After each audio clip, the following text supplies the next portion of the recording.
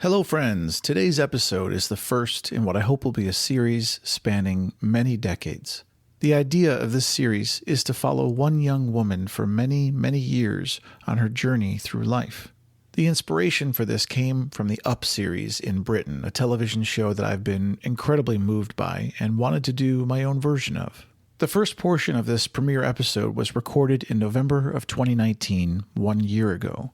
After COVID-19 obviously changed the world, we recorded a follow-up, which you'll hear in the second part of the episode. So with no further ado, welcome to the life of Clare Whitney. Welcome to the Memories of a Moonbird podcast, exploring life one story at a time. Hello friends, I'm Daniel Sherrill. Today on the show, she's a 19-year-old who has agreed to let her life story be followed for many years to come. At the time of this recording, it's Tuesday, November 26th of 2019, 2 days before Thanksgiving at 4:00 p.m. Her name is Clare Whitney, and in a couple of months, she's going to be leaving for Australia to go to college at the University of Canberra. Clare is the daughter and only child of Justine and Scott Whitney. They've been friends of mine for more than a decade, and Justine is not only an amazing Australian chef, but she was one of the first guests on my show. I actually met their daughter Clare when she was about 8 years old because I was directing a movie at the time, and Justine and Scott had graciously agreed to let us film part of it at their house. The entire cast and crew hung out with their family, but what's really funny is that Clare had actually made some chalk drawings on the sidewalk, and we ended up filming them in one of the scenes, and so they made a cameo in the movie. I want to say a big thank you to Justine because it was actually her idea during a casual conversation to bring Clare onto the show. She said, she's all grown up and she's incredibly fascinating, and I know she's my daughter, but I think she'd be really wonderful to interview. So I called Clare to talk to her about it and explain the show. And while we were brainstorming, I said, how would you like to do something a little bit crazy and come onto the show at least once a year for the next 20 or 30 years or as long as I'm doing this, and we'll follow you throughout your life? She said yes, and so here we are. One of my goals with this series is not only to follow this wonderful human being on the journey of her life, but also to give her generation a chance to have a voice and talk about how they see the world today. And so it gives me great pleasure to welcome to the Memories of a Moonbird podcast for the first time, Miss Clare Whitney. Clare, welcome to the show. Hello. How you doing? I am wonderful today. How are you? I'm great. So the daughter of Justine Whitney, who we've had on the show, you were not born in Australia, though. No, I was born in Thousand Oaks, of all places. For the audience who doesn't know you and doesn't know what's going on, you are getting ready to go to Australia, possibly permanently, to go as a student for your college education, right? Correct. What made you decide to go study in Australia? There was a couple factors that I thought about before making my final decision to study at the University of Canberra. I was really focused on what I wanted to study, and for the longest time, I thought that was going to be something in the science world. I took 2 years of environmental science in high school. I originally wanted to take physics because I wanted to be an astrophysics major of all things, because I love the stars. Everything about the universe makes me overwhelmed with fascination. And I really wanted to go into that realm, but I somehow ended up in environmental science, went from there, and never turned back. And I could not be more excited. That's really cool. Since you mentioned the universe, I'm curious if a spaceship landed right now and wanted to whisk you away on a great adventure in the unknown, would you go off with them into outer space? As much as I have loved space for so long, I don't think I would, because I'd actually want to learn how to live in space before I went, because space is not easy. And because of the situation that we have here, I look at the world as something that is so incredibly special. It's not something that you see every day in the universe. Mm-hmm. I think that if I were given that opportunity, I would want to stay here, not only because I would probably turn into a useless blob on the International Space Station, but also because I believe that we have so much to be grateful for here on Earth. And I think that before everybody jumps into a spaceship and flies off to Mars or further off, we should try to save this one first. Well said. And let's bring things back to Earth then. You climbed Mount Whitney with your dad, right? I did, yeah. How long did that take? That took 18 hours. We did a 24-hour window, so we got incredibly lucky because we had perfect weather conditions. The temperature was great. We had nothing to worry about except to make it to the top, or not make it to the top, but to make it back down safely. And what do you know the height of the top of Whitney? I don't know. 14,508. It's the tallest mountain in the continuous U.S. For me, Mount Whitney was probably one of the most monumental things that I've done in my life, hence why I have a tattoo on my arm of the silhouette. What made it so monumental for you? For me, that was something that I pushed myself to do that. And sometimes... Did you train ahead of time? Yeah, I trained for 3.5 months, but it was ridiculous training on that. But it's what actually got me up the 99 switchbacks, which is one section of the mountain that is 2 and a bit miles, and it's literally 99 switchbacks going up over 1,000 feet of elevation gain. And you're at 11,000 feet when you start, and you finish out at the trail crest, which is 13,600 feet. Wow. And then you have 1.5 miles left in the trail to get to the summit, but it is not easy. I think it's amazing that you got to have this experience with your dad. Oh, definitely. Because I when I moved to California, I drove across the country with my father, and he and I got to spend 6 days together. Incredible. Yeah. And for people who actually like their parents, and I know that's not everybody, I know, but you have great parents, and I think it's such a wonderful thing to be able to share those experiences. And I think the rest of your life, of course, you're going to remember this. Yeah, and I definitely will. It's something that I actually want to do again. And some people are like, why would you want to put yourself through that again? That's crazy. But there's something that happens to you after you hit that 10,000 foot marker. After you get above that elevation, everything just kind of melts away. It's really fascinating. So you're about to start a whole new chapter of your life at university, and I was wondering, just how are you feeling about that? I wasn't really thinking about it for a really long time. So when I did start to think about it again and really understand what was happening, I kind of went into a little bit of a slump. I believe that for a while I wasn't the happiest person of all things. Because now, why is that?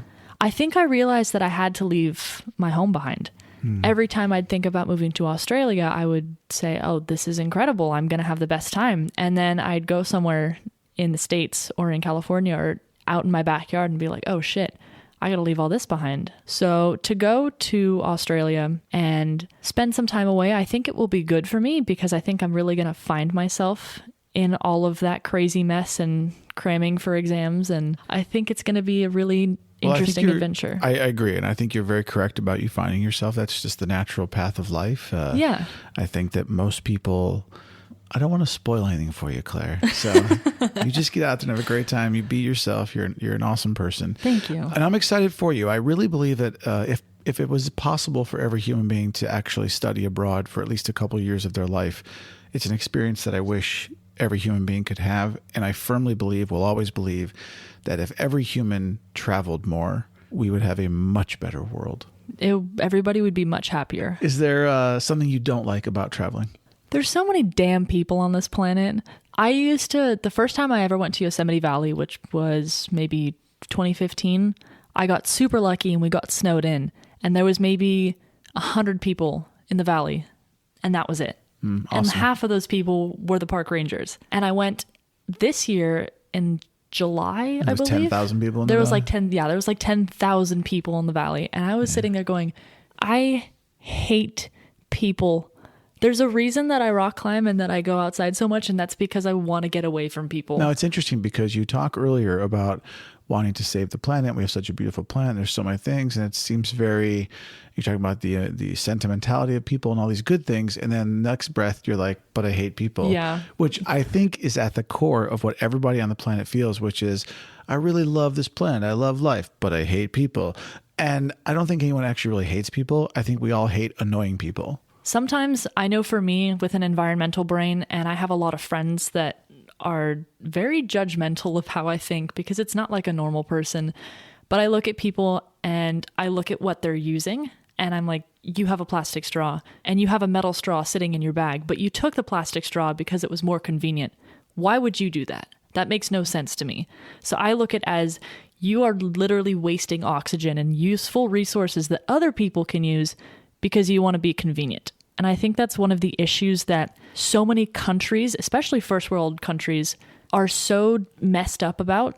But you look at different countries and you see that there's so many of them that are making a conscious effort to change the way that their society thinks, that if we did that in the States, we would make such a big difference. So you believe one person can make a difference? I do believe one person can make a difference, but at the same time, you have to get everybody on board. If you want to stop the amount of greenhouse gases going into the atmosphere... Cows farting. Yes. More than 70% of the greenhouse gases that are entering Earth's atmosphere are from cattle. So you have all of these cattle farms and unfortunately very unsanitary ranches and just areas where there's hundreds of thousands of cattle that are being fed antibiotics. And I'm not going to get too into it, but you have all of these areas that are just chock full of cattle and animals. Unfortunately, you can't just stop the production of meat products. I'm a firm believer that if you... Do you eat meat? No, I'm vegetarian. I've been vegetarian for more than a year and a half now. Okay. And I'm not going to lie, I have not really craved the taste of meat or anything to do with it probably since a month after I actually went vegetarian, which was last November, or no, probably last July. So it's been a while since I've had flesh. That sounds like a strange way of saying it, but it's funny. You don't really miss it after a while. And I'm a firm believer that you can't really judge something until you try it.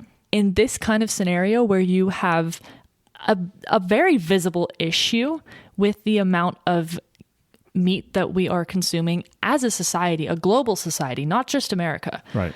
You have to realize that what choices you're making do have an impact. Yes. You can't just look at something and say, oh, it's just one straw. It's just one burger. There's 7.5 billion people that are saying the same thing. Yeah.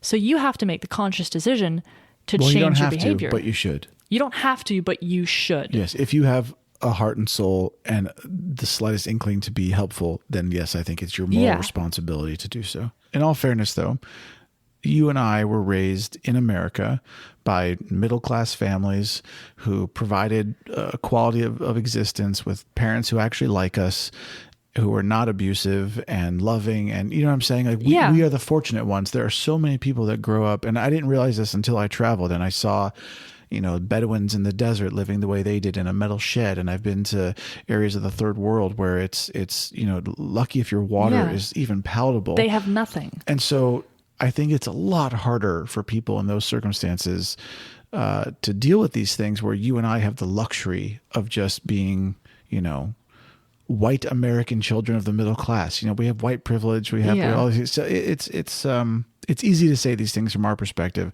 but I do think they're important to start saying. And I'm not trying to poo-poo it. I think if you have the luxury like we do to make the decision and make the switch, then I think you should. Absolutely. Like I said before, I'll try everything twice.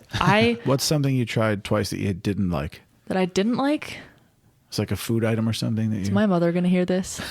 I have a lot of friends that have offered me a drink or some sort of substance, and I just don't feel the need to partake in it. Not to say that I'm not a risk taker, because I climb rocks for fun, which is kind of stupid. Well, let's talk about that for a minute. So you're a fellow rock climber. Woohoo! Yeah. What got you into it real quickly? This is kind of a funny story because Is it a long story? No, it's not a long story. Shush. But of all things, a person got me into it. As opposed to... reading a climbing magazine and going, ooh, I want to try that? In a way, yeah, because I had been looking at Boulder Dash, which is the local climbing gym in my area, for a really long time. And I was always looking at it going, I'm going to go in there one day and I'm going to get on that damn wall and I'm going to give this a shot. And I never did. And I went to outdoor school, which is like the school district where I am. It's like a funded program where all the sixth graders in the area get to go to... Oh, sorry. What are you saying? Shush.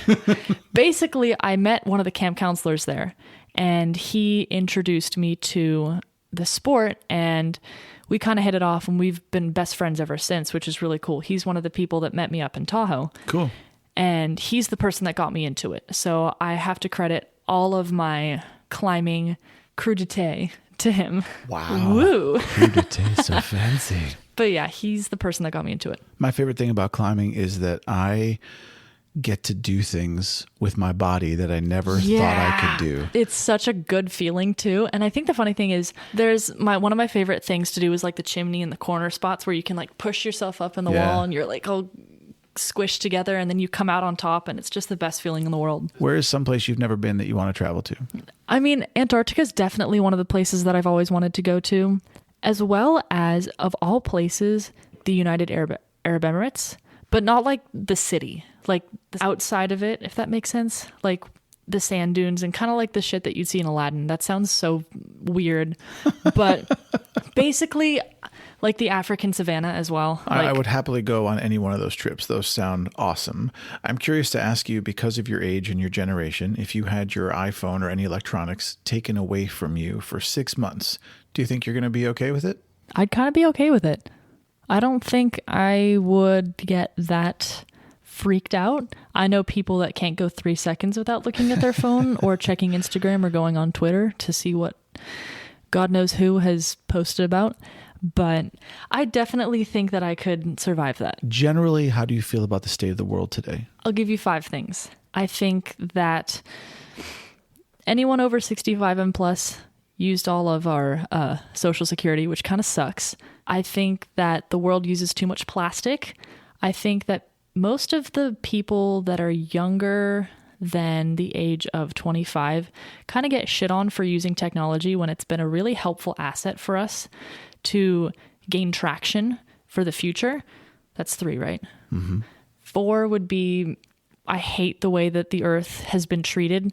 We treat it like it's garbage when we should be treating it like it's some sacred text, which it kind of is. And then the 5th one would be that each person on this planet, like I believe that everybody on the earth is born for a reason, but sometimes there's just too many of us.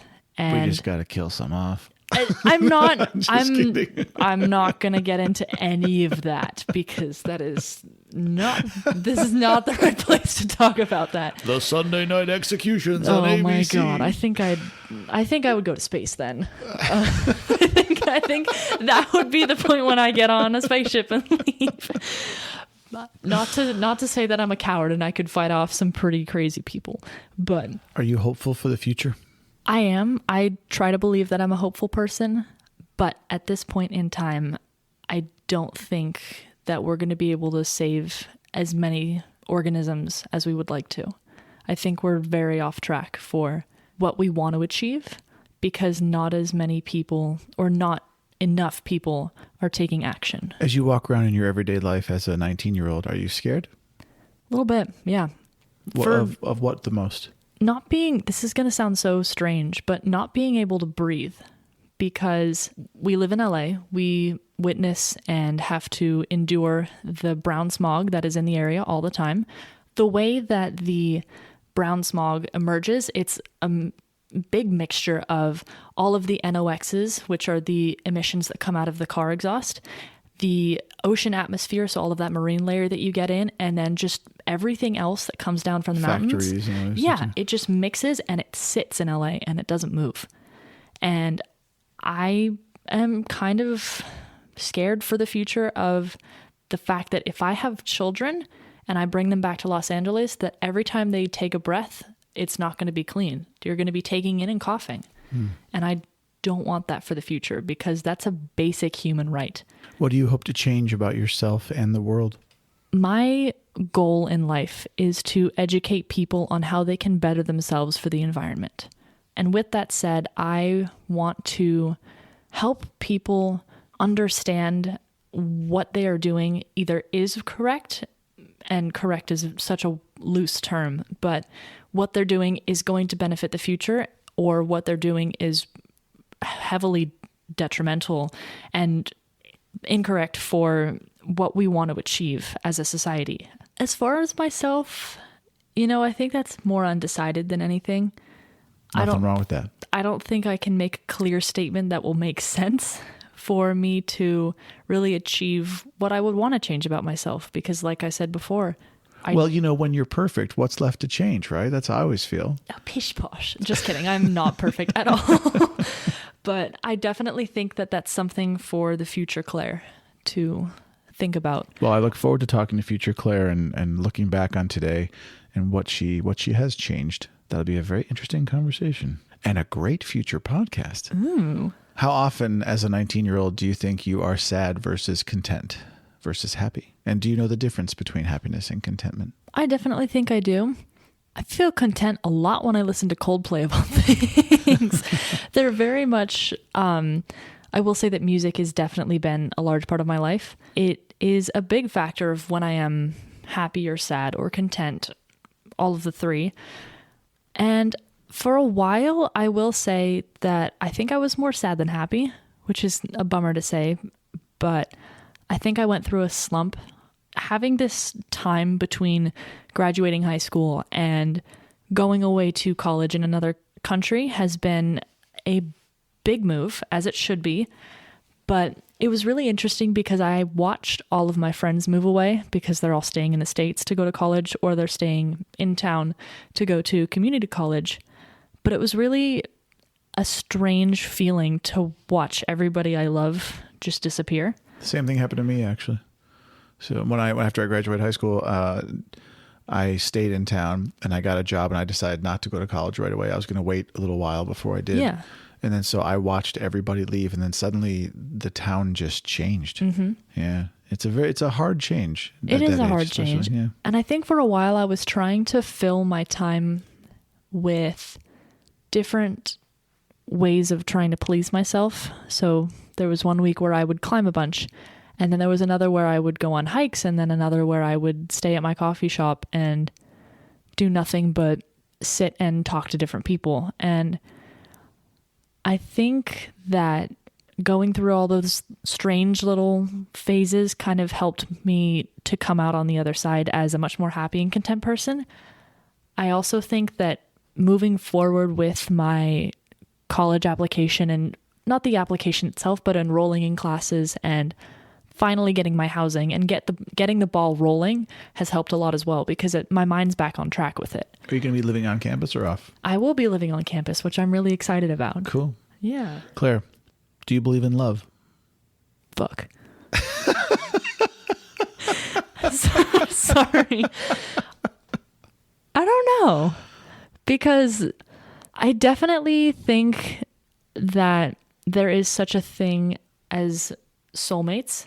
But I do think that you can love many different people before you meet your soulmate as well. I don't think that you meet that person and it's just like, boom, I'm in love with this person for the rest of my life. But I definitely think that it does exist, but I don't think that I've experienced it yet. Do you believe in marriage? And how would you define marriage? I do believe in marriage, but it's not the kind of marriage that like you were taught or that your grandparents were taught. Or it's not really a type of thing where you stand in front of people and have the Lord or the state interfere with your relationship. I think that it's something that to me, it's a daily commitment to the other person that you love. Now, what about your parents? Do you look at them as a model of the kind of relationship you want to have? I definitely do. And I think the funny thing is the saying that goes, you marry your father, because you look for those kind of traits that your dad taught you and that he reciprocated when you were growing up. I think that's a very true statement, because I've seen a couple family friends grow up and marry people that are very, very, very similar to their fathers. And it's kind of creepy, but it's also really cool. In my personal opinion, I think marriage has actually been misrepresented in culture, at least in American culture, because we have all these movies where it's like, oh my God, my soulmate. And then they meet and they passionately kiss. And then they're just in this incredible, it's all the mushy stuff. You miss the reality. Yeah. I mean, it is much more about teamwork. And if you don't have a good teammate definitely that can be with with you through all the stuff. And whether it's the grocery shopping or the, hey, I can grab that on the way home from work. If I'll clean out the pets thing if you cook dinner, and like whatever it is. It's the little things that add up over time. Absolutely. And if you have a good teammate, then the love, the mushy stuff really does. It's beautiful. It feels great. It's wonderful. Yeah. But if the teammate stuff's not there, then I think that's where all the resentment and anger builds. And it's hard to have romantic love when you don't have teammate love. Definitely. I think so. Yeah. I have been called a hopeless romantic before. And I think it's kind of ironic because I am probably the most awkward person you will ever meet if you try to date me. It is very strange because I've had a couple people come up to me and they're obviously flirting, and I'm like, I'm going to go get a coffee. I'll be right back. And then I'd run out of the place that I'm in. Like, it's not good. I'm so socially awkward when it comes to relationships and stuff like that. Why do you think that is? I think it's because I grew up in a very comfortable situation with my parents. Being an only child has really thrown me into a much more mature world. So when I interact with people my age, I don't really know what to do. I'm much more comfortable with people over the age that I am than I am with people my age or younger. So it won't be a surprise when you date someone and they're 15 years older than you. That might be a little weird. We'll see. I mean, it could be a possibility. One of my best friends is actually dating a 32-year-old and she's 19, and it's no issue for them. I'm going to leave that alone. We're not going to get into that one. 20 years from now, if you listen back to this podcast, who do you hope you've become and what do you hope you've accomplished? Well, I really hope I'm not sitting in a ditch somewhere. That would suck. But I think that if I were to listen back on this in the future, I would hope to be a successful person, but not in terms of money, but in terms of knowledge. I would love to be really well-rounded in the world of science, in digital media, which is my major, and life skills, because growing up in a perfect town, it's hard to learn how to carry yourself on the street. On the street. But to me, knowledge is money. So if I can have more knowledge in my future, then that is amazing for me. Do you want children of your own? And if so, how many? No, 0. I don't want kids. And if I do ever decide to have children, I would rather adopt. I like how fast you answered that question. Yeah, no kids for me. My parents kind of tease me about that. And they're like, you'll want kids. And I'm like, no. What do you think the older generations don't understand about yours? I don't think they understand our expression.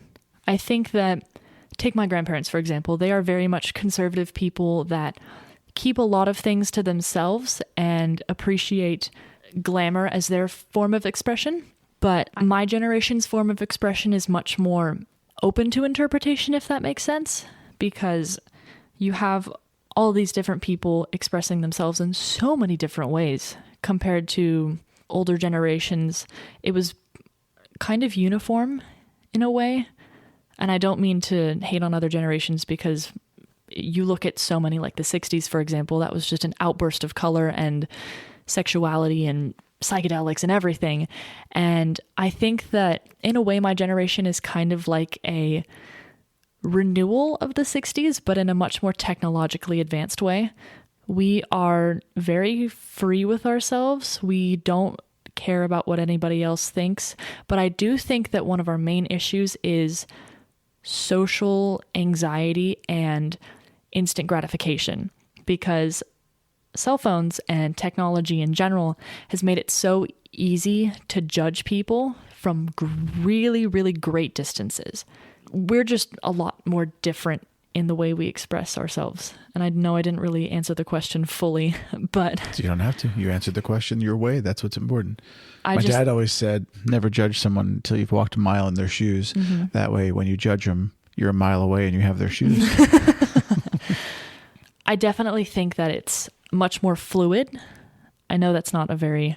It's a very common term these days. Yeah, I think it's a lot more fluid in the way that we see things, because I know for myself and a lot of my friends, when they're put in a situation, we like to look at both sides. Are you at all concerned that fluidity is going to stand in the way of decision making? Sometimes I do think so. I think that, yes, my generation has done some wonderful things, but I think one of our biggest issues is that we are really big procrastinators. we take a lot of time to do things. And I think one of the issues would be technology, but I think the other thing, like you said, is we are too fluid with our decisions. But when it comes to the more detrimental things in our lives, like where am I going to go to college? Am I going to pay the rent on time? Should I stay in this place or should I move somewhere else for the better job opportunity? I think in those places, I think we are able to make a sound decision and trust our judgment and back up what we're deciding. But sometimes I agree with what you're saying in that with some of the bigger decisions, we might have a tough time deciding what is right in that moment. Well, and the truth is, good or bad, that if a decision must be made in any particular situation and someone is too wishy-washy or fluid and doesn't make a decision, the decision will eventually be made for them. Yeah, exactly. So I think they will have to face, if that is the case, they will have to face the reality that if they don't decide, then the lesson they're going to learn is that a decision will be made for them. And I think from that, you'll glean, I better make decisions faster. I've had that done for me, which kind of sucks because it does. It sucks because you sit there and you think to yourself, well, I could do this, or I could go back and do that, or I could go in this direction. And then by the time you have your decision and your answer, the decision's already been made for you. And it's like, oh, well, if you gave me your answer maybe 2 days ago, you could have had your way, but you didn't decide in time. Do you think you're good at gleaning life lessons from people that have come before you? I think I am, but I also think I suck at that. Just because I've had some life lessons taught to me by just life itself. But I've also had lessons taught to me by my dad, for example. Like when I first started to be my own person, and I was really, really shitty with communication when it came to me staying out later, or for example, or where I was going and what I was doing. And it took me a little while to really understand what my parents were going through when it came to, oh, I'll be at this place for this amount of time. I'll be back at 6 o'clock, for example. And then I don't come home until like 8:30 and they're like, where the fuck have you been? You didn't tell us anything. And that's not okay. It's not okay. And because they're worried you are in a ditch somewhere. Yeah. And being an only child and now being a young woman and seeing so many people that I know and that I've grown up with in situations where they either are ending up in ditches or in really not so great situations where they have to defend themselves makes me realize and understand how important communication is. I think that's one of the biggest life lessons that I've learned from my parents and just from life in general. One of the quotes I have on my website says, good judgment often comes from experience. However, experience sometimes comes from poor judgment. Yeah. So it's an interesting... It's definitely a thought provoker. Right? Yes. Overall, what do you think you have most to learn in life right now today? Time management. Yeah, I love how honest you are. That's great. I definitely think that I have learned how to time manage myself more recently than in earlier years. As a high school student, I was horrible with my time management. I was the kind of person to, up until maybe senior year when I finally got my shit together, but I was the kind of person to leave projects until like the night before or the class before and try to do them as fast as I could and as best as I could. And I think I really could have pushed myself more if I had just learned how to manage my time. As my dad used to say, you don't own the patent on that. So yeah. But I definitely think that that's going to come with college for me. I think that being in a new country and not knowing where I'm going at all, with new classes, new curriculum, and just literally new everything, I think that time management will come with the move. Because if I can't get my shit together, then I'm literally going to fall apart. As well as that, I definitely think that I will learn how to deal with more economical things, if that makes sense. Sure, budgeting and finance. Budgeting, doing your taxes, financing, applying for credit. As a white middle-class American, I didn't really learn any of that or how to do that. And that's also my fault for not going to my parents and saying, hey, will you teach me how to do this? But I also kind of blame the school system that we have out here because I knew a Why couple is it people. most kids graduate from high school in America and don't know how to fill out a tax form, which is something they have to do for the rest of their life? I've asked this since 1989. Because they don't teach it in high school. Yeah, it's ridiculous. Claire, let's talk about the most important thing in the entire podcast. Food. Food. Yes. Do you have a favorite food? I love sushi, which is ironic because I'm vegetarian. Are you pescatarian? No, Oh, so you don't eat sushi anymore. I can't, which is really sad. I cry. But I love sushi. I also love anything with mushrooms in it. Mushrooms are one of my favorite vegetables on the planet. I love them. Right now, last meal on earth, what would it be? Mushroom risotto. Like I said, I love mushrooms. I love pasta. This pasta is a big win. Yes. Yes. Carbs? Yes, please. At 19, you're allowed to have carbs. Yes. Yes. At 48, it's a little trickier. What's it like having a mom who's a professional chef? I don't think I've ever had a bad meal in my life when I've been at home. It's it's really nice. That's awesome. When I was younger, I used to have friends that would use me for my mother because they just wanted to eat the food. That's hilarious. Are you close with your parents? I definitely think so. I would not be the person I am today without my parents. So I have to credit a lot of myself to them. If it's 20 years from now and you're 39 years old, about to turn 40, and you want to say something to your parents from the future back to today, what do you think you would say? From the future. From 39-year-old Claire, what would she say to her parents today?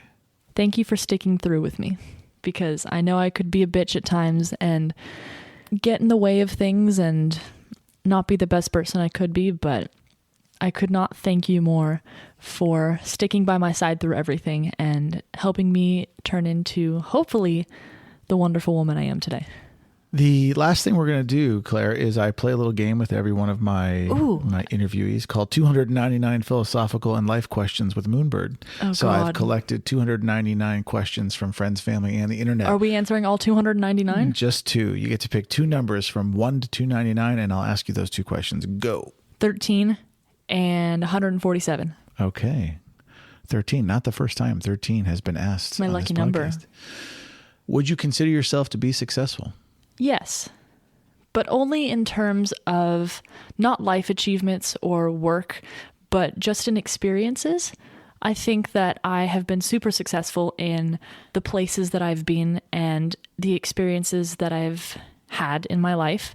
I have been to so many places at such a young age, and I think that that success, being able to travel to so many places, wouldn't be credible if it weren't for my parents, which I think is really amazing. They taught me that travel is one of the only ways that you can really, truly experience cultures and have them absorb into you, or absorb those cultures into yourself and go through. And you absorb into them as well. Yeah. And go through life with a little piece of them with you. So I think that I have been super successful with the places that I've been, and I hope to be successful with the places I will go in the future. And 147, did you say? Yes, 147. Do you believe in extraterrestrial? Oh my gosh, I love this question. 147. Do you believe in extraterrestrial life? Yes, I do. But it's not the kind of stupid shit that you see in the movies. I believe that it's more subsequent, because when you think of an extraterrestrial, everybody thinks of the little green men or Mars attacks or something really strange. I think that if we were to find extraterrestrial life, then it would be a lot different than we'd imagine it to be. I think the first extraterrestrial life that humans will find will most likely be some form of bacteria or something super, super small. Very cool. Yeah. I don't think we're going to find anything crazy large. I think that's super rare. Do you think we already have been visited?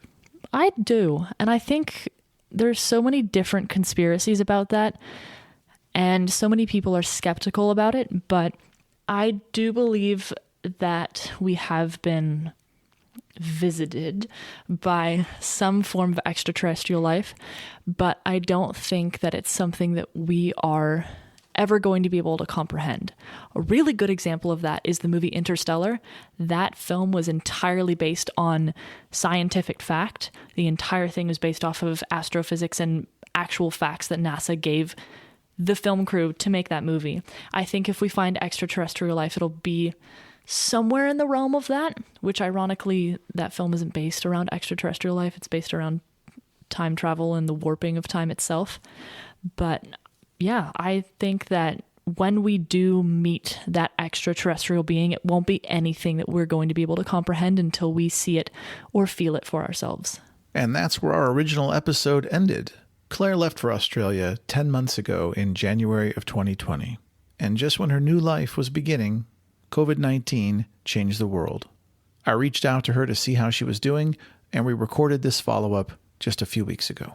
Clare Whitney, welcome back to the show. How are you? I'm good, thank you. How are you? I'm a little farther than before. Yes, you're several miles away. Just a couple.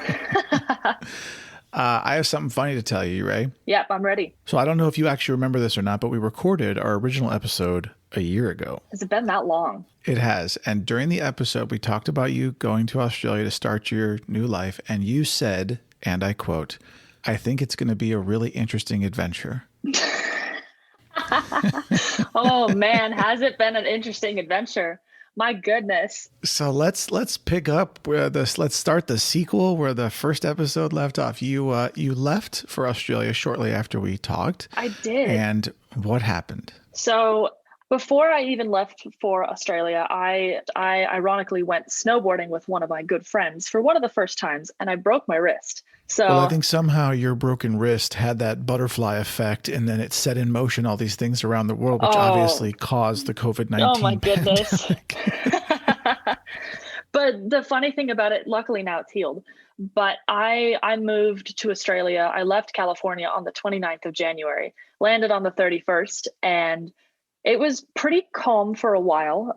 We had a lot of interesting things going on here. Australia had just gone through the bushfires, and that was causing a lot of smoke. It was ridiculously hot here. And I originally was supposed to be moving in pretty much immediately as soon as I got into the ACT. What's the ACT? So the Australian Capital Territory, it's basically like a bigger version of Washington, D.C. in Australia. Okay. But they pushed me back about a couple days, which was fine. But they had this massive heat wave where it got to, I think, 47 degrees Celsius, which is 120 Fahrenheit. It was absolutely ridiculously hot here. You moved there in January. Yes. You started classes in February. Mm-hmm. And then how long were you actually in classes before suddenly COVID hit the world? So I went into class on the 10th of February, and I left the ACT on the 17th of March. So what is that? Not even a month. Almost a month of classes, in-person classes, and then I left because I would have been trapped in maybe 100 square meter apartment for 3 months if I hadn't left, and that probably would have sent me over the edge in a lot of different ways. So I have a family friend that my mom has known pretty much her whole life, and I was lucky enough to be able to stay with her through the pandemic. She's got a property on the South Coast, and she has 135 acres of pure bushland and just amazing forest land. And there's nothing around us, which is fantastic. So I went and spent 3 months of quarantine with her. Wow, how fortunate and wonderful that you got to be able to quarantine in a place like that. That's awesome. I know you and I had spoken offline briefly about you possibly changing your major. Did that happen? Actually, it has. So at the beginning of this second semester, I went into the Student Center and applied for a Bachelor in Environmental Science with two minors in environmental ecology and project management, or it has another name like applied ecology. And I was really nervous that I wasn't going to be able to get in, but luckily I did. So now I'm branching out and doing both digital media and environmental science. And it's extended my degree up until 2024, which doesn't bother me at all because I get to do both things that I love. That's really important. And that's really great. I'm really glad for you. I want to talk to you about COVID. Do you feel that Australia's response to the virus has been better than other places in the world? 100% better. The only country that I can think did a better job than us was probably New Zealand, but they also have a ridiculously small population. So they were able to control it much better than we were. Yeah, I've tried to explain New Zealand to people that the entire population of the whole country of New Zealand is about half the population of Los Angeles. New Zealand has more sheep than people as well. Yeah. So did you, when you were at your friend's farm, essentially just chilling out during quarantine, did they have online classes available at the time, or no, they put all the education on hold? They put education on hold for about 2 weeks, and then we started to go into online classes, Zoom calls, virtual rooms, kind of the same as the United States had done. But it was very hard for a period of time because God bless my aunt, but she has about 2 bars of service for the entire property. So there was one point in time where I was probably getting up at 6 a.m, hiking up this giant hillside to sit on a cliff so I could do an online class and get service. But we went to online pretty quickly. I was very surprised at how my university responded to it and just said, okay, this is how we're going to do everything. It's not going to be perfect, but we're going to give everybody leeway, and we're just going to make sure that everybody can at least finish their classes, which is really nice because that's eventually what happened. How do you feel now that basically you're the first generation that has gone to this kind of extreme online education? Not that there hasn't been some online learning before, but not of this level or caliber.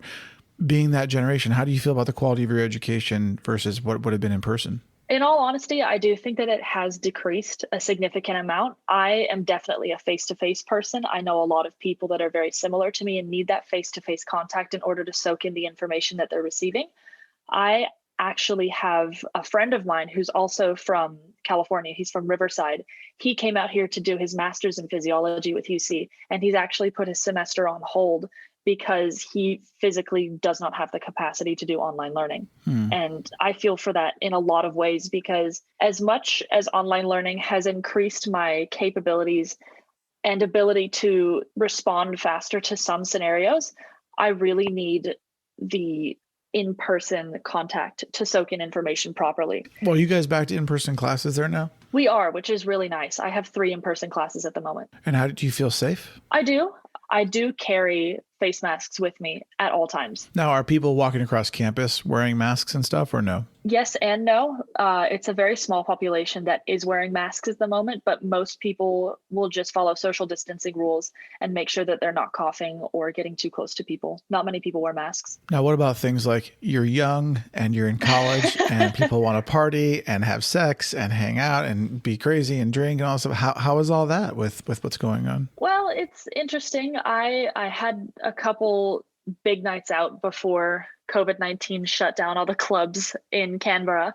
And that was pretty interesting watching the social distancing rules play out, because I went to one of the clubs in the ACT before, like pretty much the day before they shut down. And I walked in and I was like, oh, I probably shouldn't be doing this, but I'm going to do it anyways. And I think everybody kind of had that mentality. And then it came out on Monday that everything was closing. So we were like, oh, we probably shouldn't have done that because COVID is now entering the ACT. Luckily, I've taken 1 or 2 COVID tests and they've come back negative, which has been amazing. So has my partner, and everything has been good for the moment, but definitely that aspect of college life has definitely disappeared. I work in a pub down the street from where I live on campus, and you can definitely see that it's coming back in strides, especially as the weather is warming up here and we're getting into summer. It's definitely coming back. It's become a lot more busy within the Friday and Saturday nights, but there is kind of that aspect missing because you don't have the parties, you don't have the nights out with friends. You can't do anything that's still over 20 people. I think we still have limits on what you can do. What are you doing at the pub?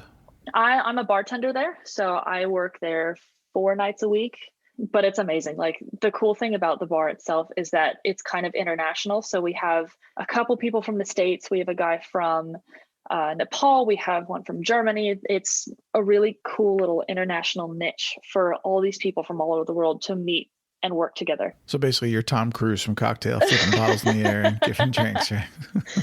I wouldn't say that, but I make a pretty mean cocktail. I'm curious, do you think that the whole experience so far of COVID and the change in education has actually changed you personally, or no? I definitely think so. I have come out of this pandemic situation, and also just the transition of moving into a new country has been, not going to lie, it's been a little hard, because I started off thinking that, silly me, I thought that I was on top of the world and that I could pretty much do anything coming here. And the pandemic hit, and it kind of, it inhibited everybody from doing what they wanted to do. But I really got stuck in a rough patch for a while. And I personally believe that going to my aunt's farm and just sitting there and being able to spend that much time with myself and resolve things that I hadn't been able to resolve beforehand really, really helped.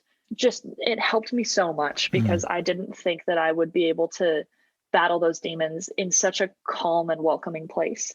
I am a firm believer that in order to go forwards, you have to take a step backwards. And I really think that I was able to achieve that over the pandemic. Have you been able to help other kids your age that are maybe not doing so well? I have, honestly, I think I have helped a couple. And as well as that, I've been lucky enough to date a wonderful guy for the past 6 months. And he and I have really kind of pulled each other out of a rut. Because when I met him, I had just moved to Australia. We met each other in class. And I definitely think that we've helped each other. We've grown each individually, but we've also grown together as a couple, which has been amazing to watch. And he's really, really helped me. And I really think that What's his name? His name's Ryan. Hello, Ryan. I will tell him that you said hello. We'll see if Ryan makes it to episode 4. Episode 4. I hope he does. But yeah, he's really helped me. So, and I hope that I've helped him as well. Well, Claire, what do you think is the most important thing you've learned so far in your first year at university? Things take time. That's something that I've definitely learned, because I thought that I could come back from the pandemic just kicking and swinging and kicking ass, but things do take time. I was just going to say, there's actually a famous quote that says, "Don't rush something you want to last forever." Exactly. So you're dating this guy, Ryan. Have you changed your tune about not wanting children? Nope. Okay. Every time we see a kid kicking and screaming, we kind of laugh and look at each other and go, "Want kids?" And then we just look at each other and go, "Nope, just cats." Do you think in 6 months or a year, we're going to have an effective vaccine? I hope so. I really like to think so. Australia has been really, really focused on getting a vaccine. And I hope that we have one, because if we do, it's going to make everything else in life a lot easier. If a vaccine came out tomorrow, would you be first in line to say, "Sure, inject me"? Heck yeah. I wouldn't mind being a test subject. I'm young enough. I have a little to lose, but I think that I definitely would be willing to put myself on the line in order to benefit the general public. If you were elected president tomorrow, what are the first 3 things you would do? I would reinstall us into the Paris Agreement.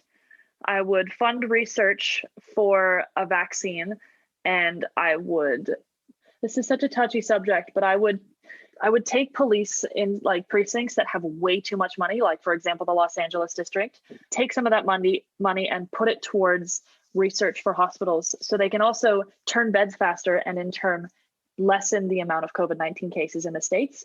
I know you said 3, but I'll give 4. I would also take the national parks and give them their funding back because the president took it away. Are there any books that you think should be mandatory reading for all human beings? Mandatory reading for all human beings. That is a tough one. I am becoming an avid reader. I wasn't a huge one in high school, but I personally believe that 1984 by George Orwell, The Glass Castle, and Lord of the Flies should definitely be read by every single person. They're high school books. Everybody has to read them, or most people in the States have to read them in high school, but they encapsulate a lot of really, really interesting and kind of predicting facts about how society has formed itself, especially 1984. And people describe 2020 as being an Orwellian society, and it's become a term now because of everything that has been happening. And I definitely believe that people that haven't read that book, haven't read 1984, really are missing out and don't understand how corrupt a lot of governments in the world are becoming. And Orwellian is literally the perfect way to describe it. So people that haven't read the book are honestly missing out because it explains a lot.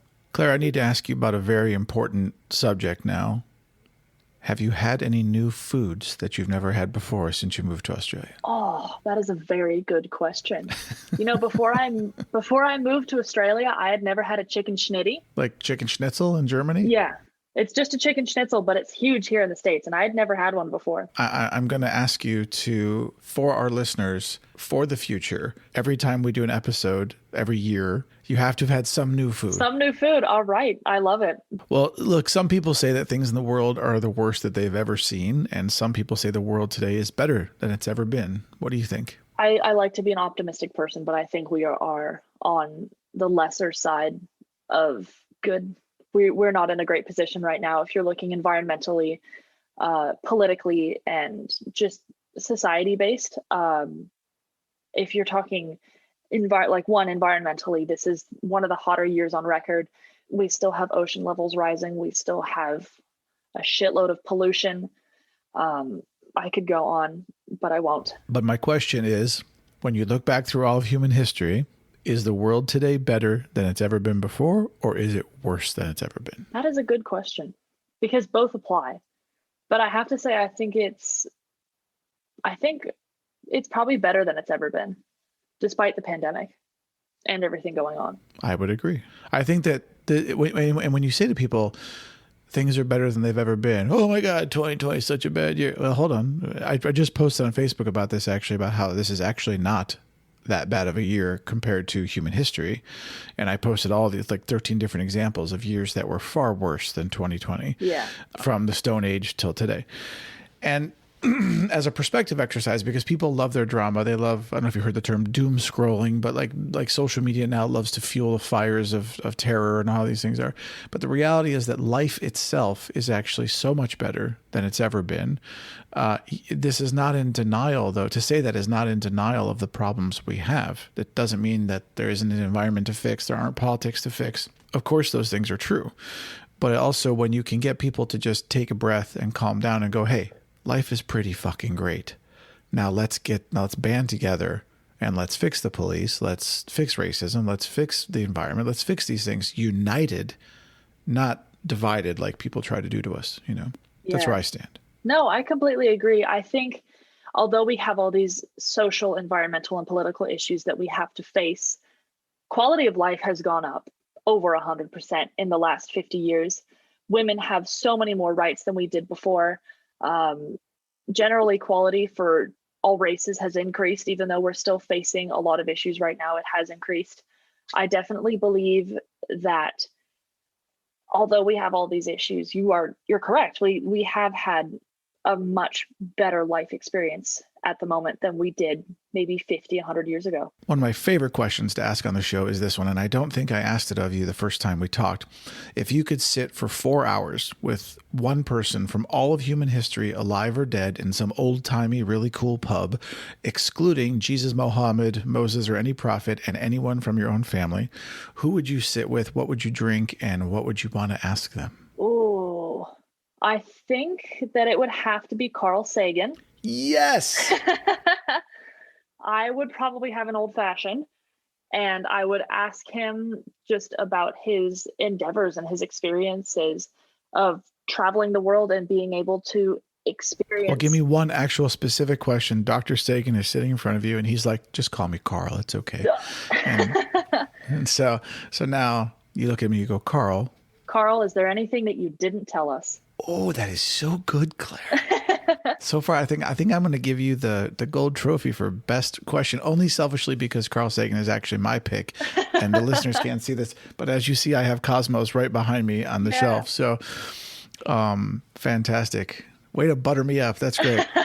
If you could continue to live a healthy life, how long do you think you'd actually like to live? If I continued to live a long, healthy life, I hope to live age-wise or quality-wise? We'll go with age. I think if I kept up my exercise and ate well, I definitely think that I could probably live to at least 100, hopefully. I'd like to live to at least 200. 200? You'd see a lot of shit in that time. I think 200 would be cool. If I could live to 200 and be healthy, that's the kicker here. That's the kicker. But if you could just take a magic pill, like be where I am right now and be like 180 years old, imagine the shit you're going to see. That would be awesome. You'd get to like 150 and be like, I'm tired of this shit. I got 150 years out of it. I could have like 4 different wives. Oh my God. Oh. Claire, what do you think is the purpose of art? I I believe that it's to connect people and share different experiences. You don't have to exactly paint something and say that it's, oh, like this is what I want to be, or this is what I've created. But I personally believe that it's to share experiences through each other's lives. What does success in life look like to you? Success in life is, for me, mental happiness, and not exactly wealth or materialistic things, but more just finding peace with yourself and not having to worry about anything else. What's your spirit animal? My spirit animal. Oof, that is a good question. I like to believe that it's some sort of bird. I don't know exactly which bird it would be, but... Now, see, if you really wanted to kiss my butt, you would say, it's a moonbird. And then I'd be like, well done, well done. I will say I do like nocturnal birds. So I'd have to say maybe an owl, because I'm very observant. Probably a snowy owl. That's very cool. In the original episode, our first episode, you said, I asked you if you were scared in your everyday life, and you said a little bit, yes. Do you still feel that way? No. What's changed? I think that living through a global pandemic, I definitely have like an overall public fear that the pandemic will come back. But in my day-to-day life, I think that has kind of disappeared, because throughout the past several months, I've become more accepting of myself, and that mistakes are meant to happen. So you can't really change that. And I think that everything happens for a reason. And if something happens, then you can't be afraid that it's going to. I'm going to ask you this question every time we talk. Are you hopeful for the future? I am hopeful for the future. I think since the last time we talked, I definitely think that my mindset has changed significantly. But I am hopeful for the future in that I hope that we can create a vaccine within the next 6 to 12 months. I definitely think that we are on the precipice of moving towards a more positive future. And I am hopeful for that. Well, Claire, my friend, if we continue to do this, let's say 20, 30, 40 years, as long as we can, what do you think you're going to feel when you listen back to this 20 years from now and you're going on 40 years old and you listen to this first episode of you at 19? Why don't you make a prediction of how you think you're going to feel at that time listening back to this episode, and we'll see if it comes true. I feel like I'm going to sit here and go, wow, I sounded so young back then. And then I will also probably say that I was a lot more naive, because I truly believe that probably every time that we do this, my mindset will change. I will become older and wiser, and I will have more life experience. So I definitely think that hopefully for as long as we do this, I will hopefully become a better person. I think it's going to be absolutely hilarious if you're still with Ryan in 20 years and you have like 3 kids. Oh, man. Oh, I know. I'm going to look back on this and be like, well, I was damn wrong about that one. Well, Claire, it's always awesome to talk with you. I can't wait to keep doing this and let the people of the world see your life evolve. I sincerely want you to stay safe and hope you have nothing but great things happen over the next few months. And we will check back with you in 2021. Thank you very much for having me, Daniel. I look forward to it. Me too, buddy. Have a great day. Thank you. You too. Well, even though you won't hear back from Claire until 2021, we still have lots of great episodes to close out this year. So keep listening to the show. Next week, it's the Thanksgiving episode with actor Isaac C. Singleton Jr. So tune in next week. Show your support for the show at patreon.com/Moonbird. And if you want even more Moonbird in your life than that, and hey, who wouldn't? Head on over to memoriesofamoonbird.com or visit me on social media at Memories of a Moonbird. Stay safe.